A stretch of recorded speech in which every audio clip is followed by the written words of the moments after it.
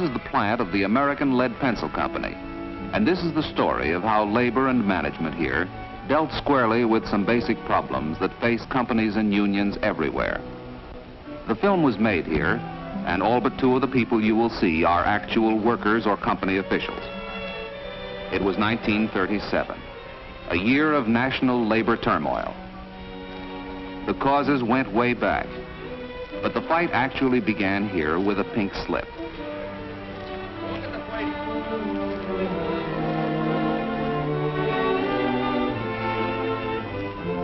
It was the last straw. As John Lombardo and his fellow workers saw it, none of them were getting a square deal.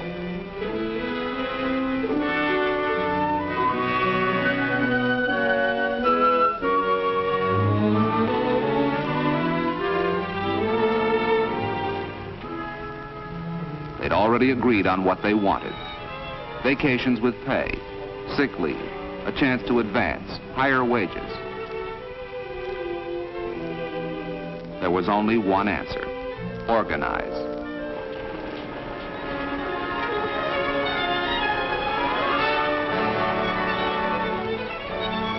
I'll see you Tuesday.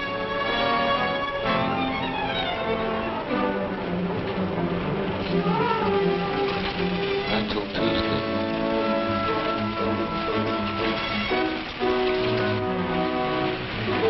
Tuesday.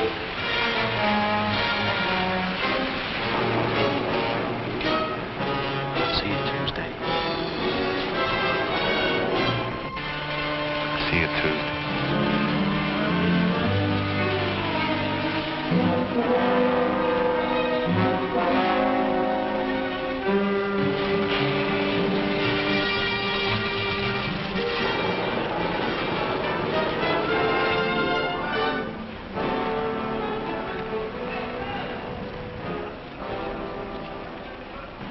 By Tuesday, in 3 days, the plant was organized.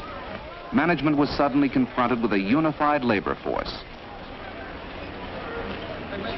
There wasn't any pencil workers union, but they were taken into the textile workers and became Local 77A. Then they asked management to sit down and listen to their demands.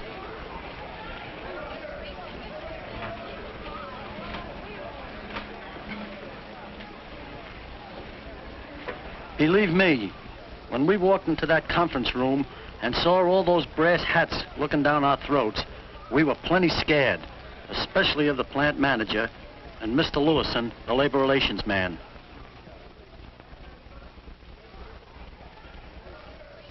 As for me, I was very nervous as I looked the union delegation over.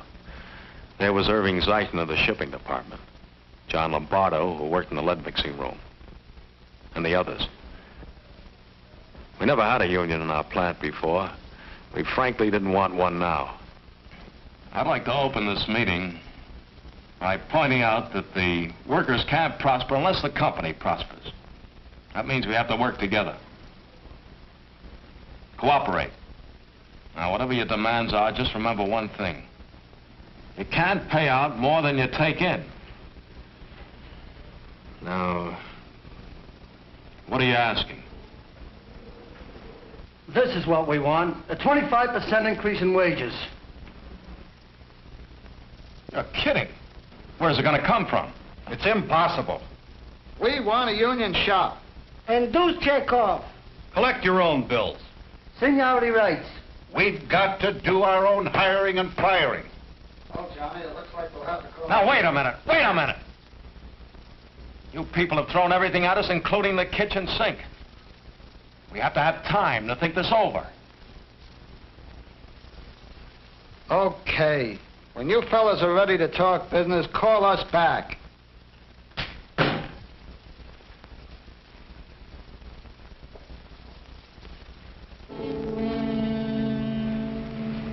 Anything new today? Nah, a whole week gone and they're still talking.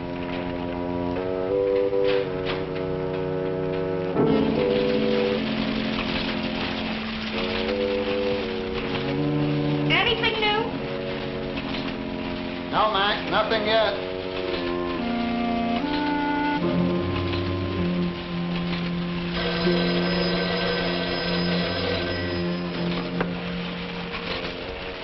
Okay, fine. Okay, Mac. I'm on my way.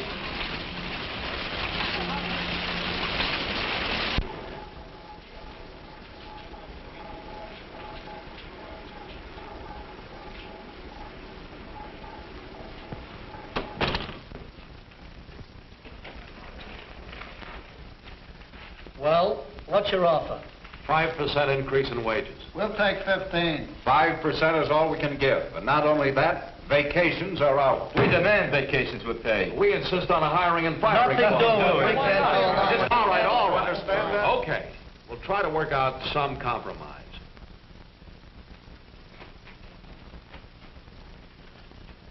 Well, gentlemen, we'll call a caucus and let you know about it. Okay.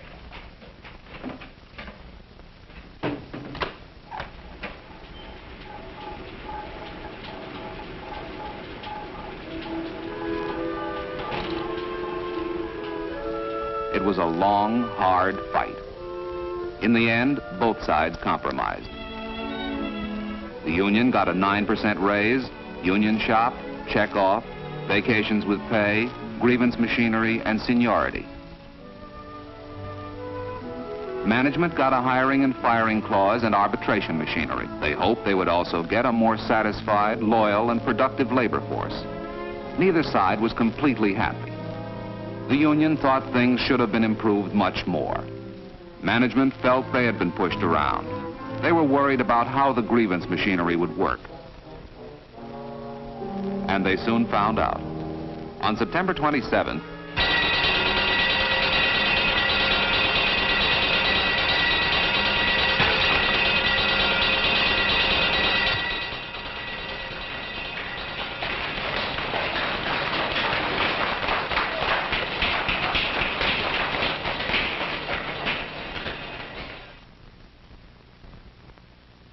it was a small fire. There was almost no damage. 2 hours later, it was all over. But on Saturday, it showed up in their pay envelopes. They were all docked for the loss of time. They didn't like it because they felt it wasn't their fault. What are you going to do about this? Don't worry. They're not going to get away with this.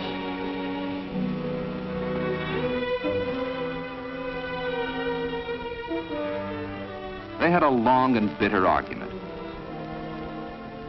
Management felt some people were legitimately entitled to be paid. Others had taken advantage of the situation and gone home.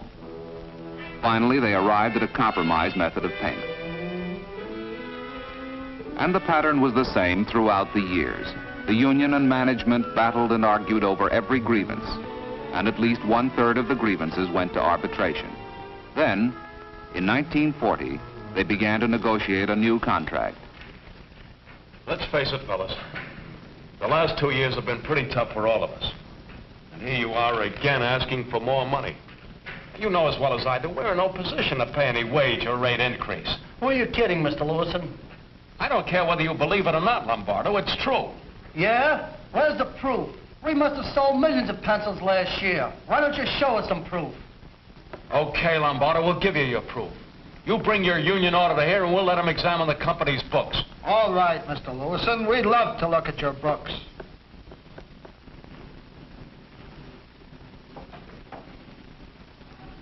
You see, fellas, I've checked the books. And what they told you is the truth. There's no doubt about it. You were right about the books. But just the same, we've got to get a fair day's pay for a fair day's work. And we ain't getting it now. We're not getting a fair day's work either. How do you expect us to pay a penny more until we cut our production costs? Trouble is, you're not making any money because of the way your plant's being managed. Is that so? Yeah. Well, the trouble with you workers, you're not producing enough for us to give you better wages. Is that your last word? No increase? That's my last word. Okay, fellas, let's go.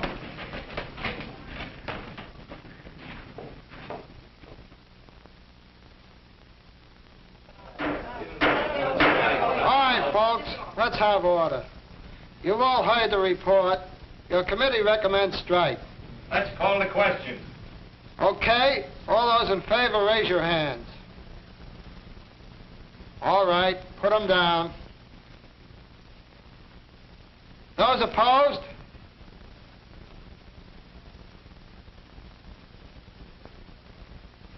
It's unanimously carried.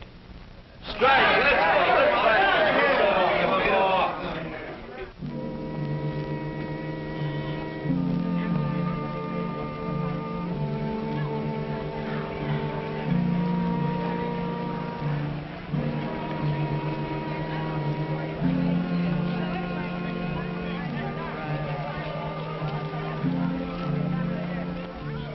The strike lasted about 8 weeks and completely stopped production.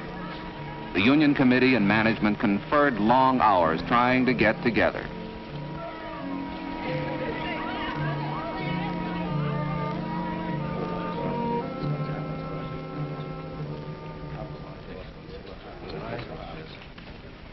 We've been sitting here the past few days getting nowhere. Now, we have one last compromise offer to make. And when I say last, I mean last. All right.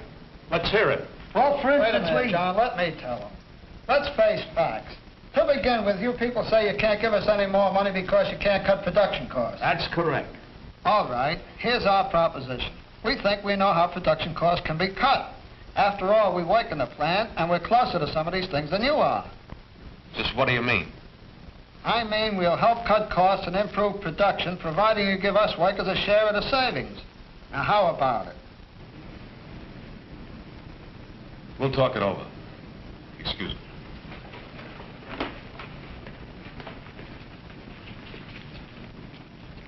Look, we have everything to gain and nothing to lose. Sure, if they can really reduce our costs, but that's a mighty big if.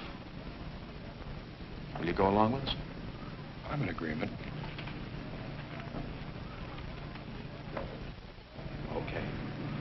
We'll give it a try.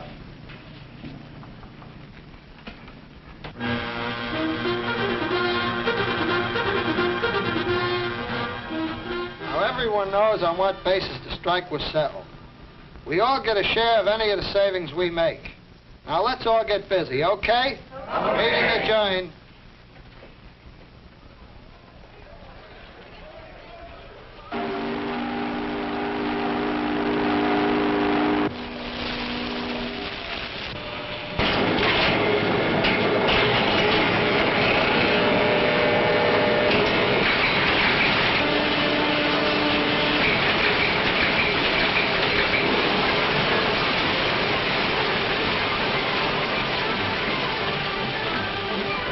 Zeichner and Lombardo were to work out suggestions that would increase production and get the workers a share of the benefits. They knew it wouldn't be easy. Hello, Mr. Lewison. Hello, Lombardo. Oh, Mr. Lewison. Yeah. Are you going to back us up in this thing? Look, you were given this job. I have my doubts of how it's going to work out. What's the matter? Don't you believe in it? Sure I do. When I see the results. Third floor, Fred.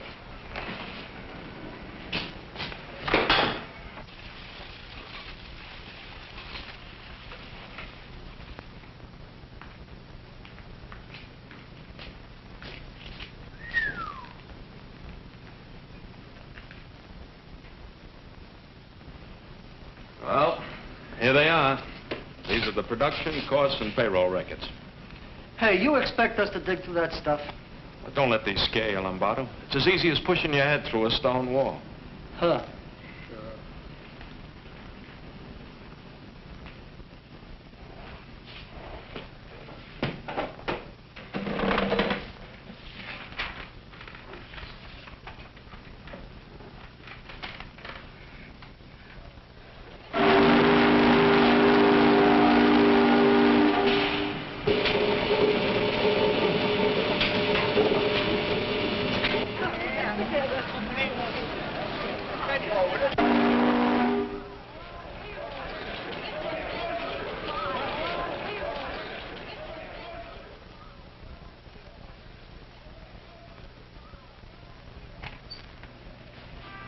Good night.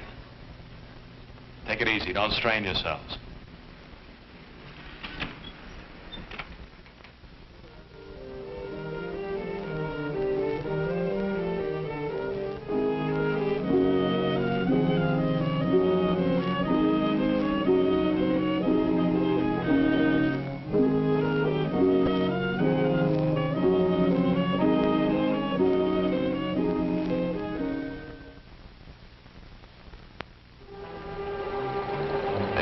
factory to get suggestions for improving production. Some workers, and some foremen too, resented it. But it soon began to pay off.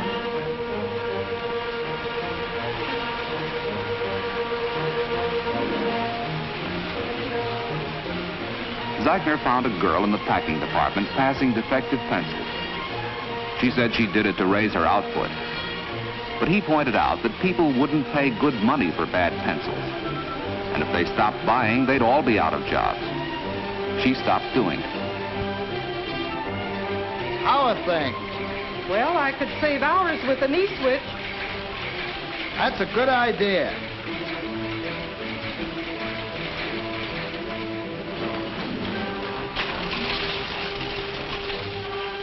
If the pencils would come direct from the machine, it would be faster. Come in. Good morning. Morning, John. Morning, Herb. Good morning. Well, here they are, 100 recommendations for getting out more production. Swell. I bet you won't like them. Why? We think the union's done a swell job. How do you know? You haven't even looked at the report. You think we're blind? You think we don't know what you fellas have been doing these last few months in our shop? You've really done a fine job. And it was true. They had done a fine job. At the end of the year, we accepted 75% of the union's suggestions. We definitely were on the way to getting a fair day's work for a fair day's pay. They've been working over 9 years now on a fair day, fair pay basis. Their production's up, their wages are too. It works. Lombardo is still the union shop steward, still president of the gripe department. Every time that phone rings, he knows somebody wants to report a grievance. Here's how the grievance machinery works today. Lombardo gets the details from the committee woman and talks it over with the worker. In this case, Helen Johnson was operating a machine on piecework. There weren't enough of these pencils sold to keep one worker busy, so she couldn't earn enough.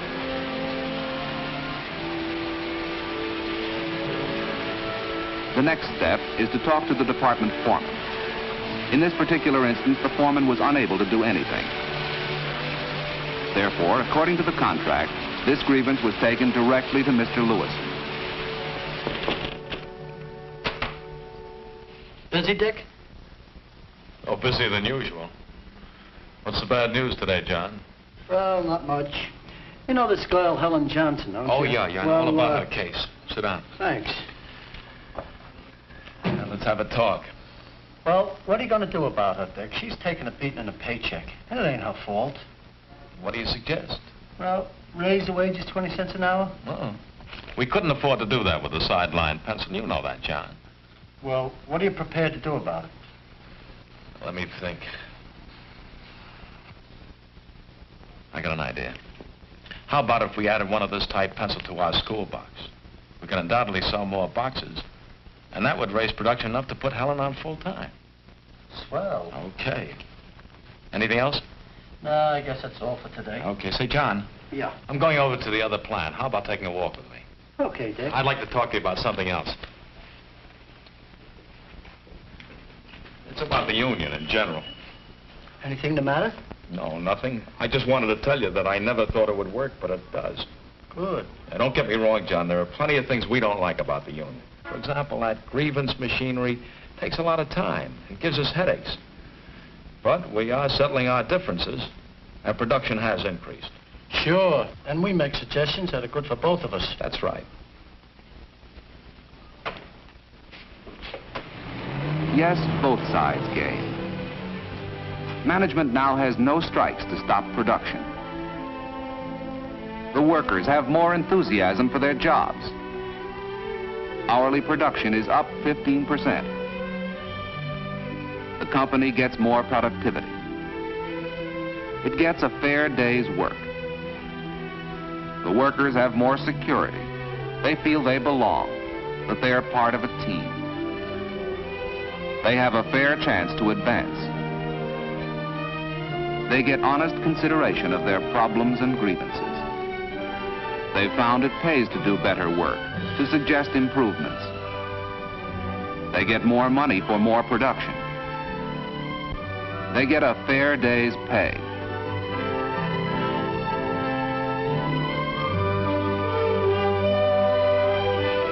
That's the way it goes, Dick.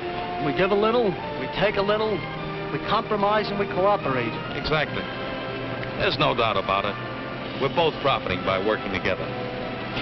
Right, John? Right.